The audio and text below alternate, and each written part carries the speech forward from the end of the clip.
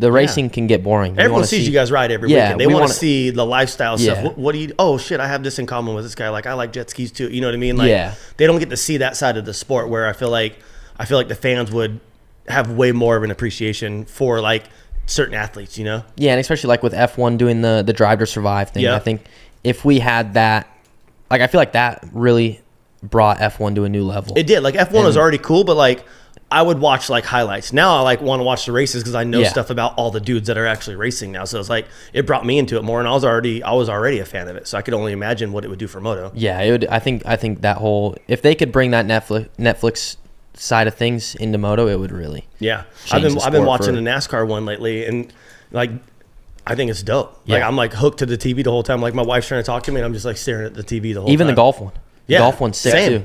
Yeah, Unreal. because it's a storyline. It's like what you're saying. If someone can get to know you the way you think outside of what your sport or your hobby it is you're doing. I mean, we have a Jackson Behind the Brand show we release every Friday. It's a little bit of chaos, but it is a little behind the scenes of how we operate Jackson and Tonto Studio and the brands.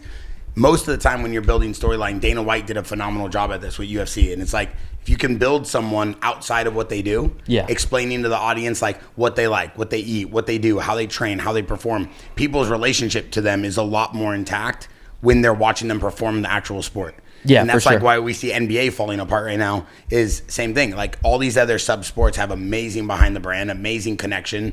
The athletes are super involved on social media. That's another thing too that I don't understand. Like in between motos and in between the night is so long, and the racing, it stops on Peacock for like 2 hours, and Peacock does a good job with, streaming, but that 2 hour break should be all behind the scenes storytelling, pre-recorded moments. Like so many misses. I mean, it's not you guys as riders are putting on a phenomenal event. So it's more of like the back end side, but I personally am falling in love with Supercross and motocross and like just the whole concept of this moto industry because of the Lawrence brothers and Twitch.